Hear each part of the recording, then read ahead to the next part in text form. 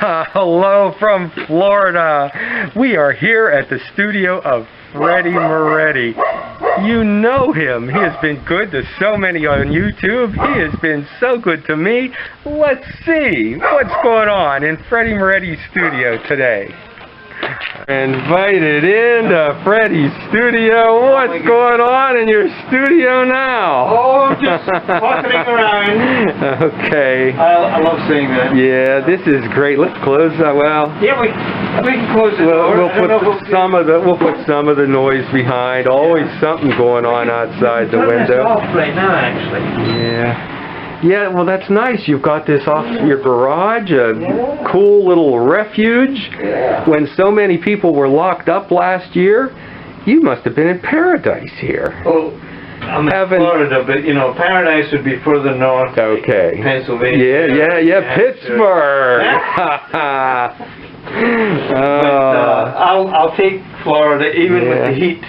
But at least you had a place, sanctuary, place to work. What is this upside down here? This is a little bowl that I hand built using a form, and the form is, these are just plastic. I think we've all seen something like that. Quiche from Publix, our shopping. Right, so I think we've all seen food containers like that. And that was that at one time. Yeah.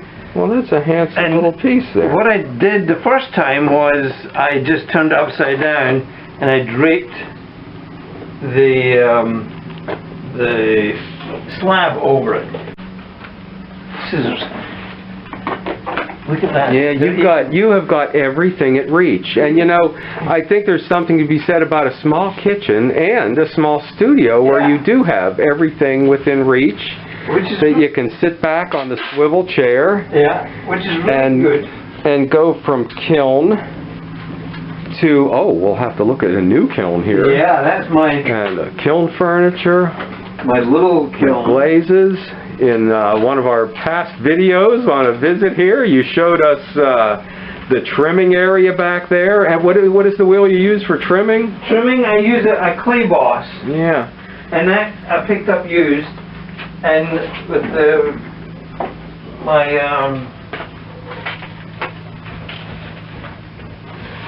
give and grip on it. Right.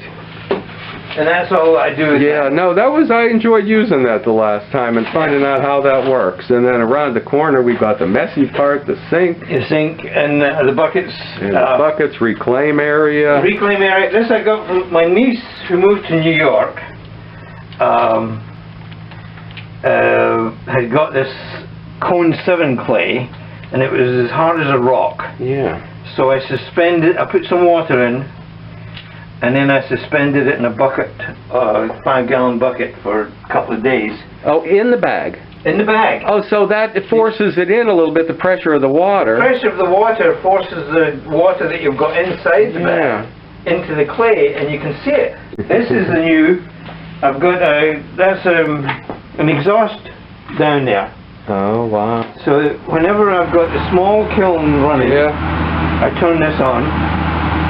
And the same with the big kiln. When I've got it running, I turn this on. And I have that door cranked open about a foot up from the ground.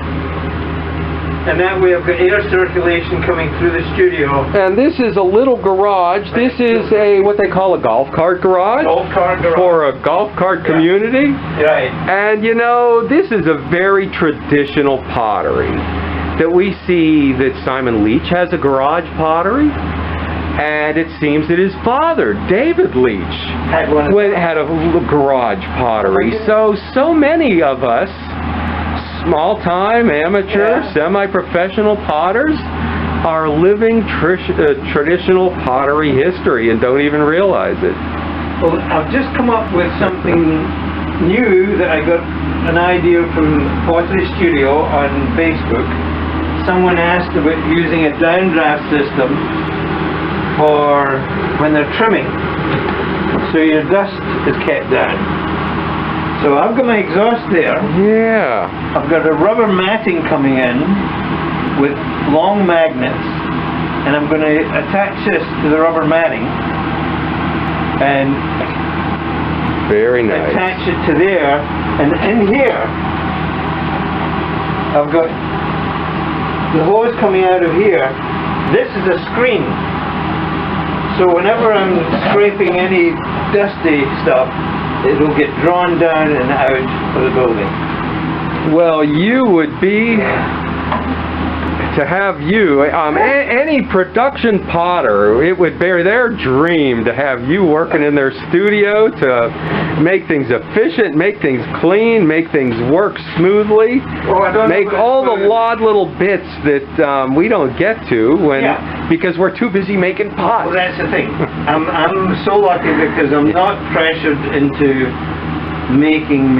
Yeah. I make it when I feel like doing it. Yeah, it's fun just to get into all the stuff. But you have made a lot of pots too. Oh, sure. I've probably done over 500 sponge holders. And that's just sponge holders. You know, I spotted you somewhere on YouTube with the sponge holder recently. Where was it? Pottery Studio. Yes. The 10 best holiday selling items. Oh, that's okay. Yeah. Oh, so you're maybe more around YouTube than I know. I already know you're all over YouTube. No. That was Anne Rule, who runs Pottery Studio with help, and she asked everyone for items that sell well at markets. Yeah. Now, I give them away, but it's the same thing. Yeah. I've hardly ever come back with sponge holder aftermarket. Yeah. Now, by giving them away, you mean you're selling them very cheaply, but what? No, I'm taking donations. Okay. For charity, and the donation I take, it's a minimum $3 for any pot, and 100% goes to fostering care. Foster closet. Okay. Foster and change closet. Great. Which is for helping foster children and families. Yeah. So they do that now. So I don't. It's in a way like selling, except I'm not selling. So. But well, it is a very popular item, and what better way to distribute your work? Yeah. I've got to see this little Paragon. Isn't that the cutest thing? Wow! What kind of cord does it have on the end? 120 volt. Okay. It's not like plugged into a receptacle. Is it a regular type plug? Yes, absolutely. Oh, you know, I got a kiln like that. If only I had the room in my truck, because you said you'd look at it, maybe fix it for you. I could get on the phone and talk you through changing the cord out. Well, this is nice. Anytime somebody wants one little pot, you get a special order, or you just need one little item to complete for a show. You want to do some test tiles. Yeah. And then if we get real close to the camera, the true test of a miniature, in the picture, you can't tell if it's big or if it's little. Yeah. You can't tell. That looks like a real kiln there. And when I take a picture of the pot that's in there, This looks like it's... that makes the pot, you got a giant pot. Wow, four foot tall pot. Yep. Okay. So very nice, all these kilns, but they sure do cost a lot of money to fire. Electric. Oh, no. Well, how do you do it? This was it. And save money. And if I were paying an electric bill, I would only be paying about $8 to fire this. And 85 cents or 50 cents to fire. But you're not paying an electric bill because these are solar kilns? Well, in a sense they are, because it'll take you out back. I always thought that it has to be a special kiln. A gas kiln is a special kiln. A wood kiln is a special kiln. A coal kiln and an oil kiln is a special kiln. Well, these are special too. They are solar. Okay, so here we are in your nature preserve, but turning around here, there it is, the solar panels up on the roof. So it is a normal electric kiln, but it is a solar powered kiln. You got the panels right up there. Isn't that beautiful? Look at that. No wonder you are looked to by so many on YouTube. No. Remember the vase, the red vase in the house? Yeah. With the tall leaf that was on it? Yeah, That's the tall leaf. Okay, oh, there we go. And it is blooming. This is the kind of environment I like. This is a unique ecosystem.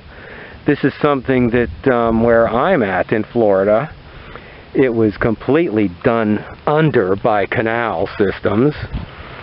But here we've got a bit of it preserved right in the back of all the houses. And this area here, Jeff, is float. This area here was 10 feet out at one time. Okay. And the latest storms that we had brought the whole thing over. Okay.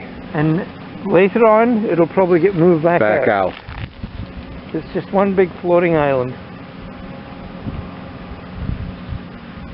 Muggsy, who's blind and deaf, but looking quite happy. Yeah. And this is Murphy. Oh, well, I'll tell Ralph all about you. Yeah. Oh, there we both are. Yeah. They know I brought, these are my go to the doctor's pants. So they've not been washed before I came here because they've only been worn to the doctors twice for short visits. Oh my goodness. And Ralph is probably all over them. Yeah. All right. Yeah. Yeah, I noticed this in the background of one of your poetry reading videos. Well, that's a Highland coo, and it was painted by our cousin Erin Hunter, who's from Fife in Scotland. Very nice. And was going to go to art school up in Dundee, and I'm not sure that that worked out because of COVID. Okay, well, we can see all the talents there. And you are always worried about Ralph. Here he is. He's staying with my sister. He's with his buddy. Oh, poor fella.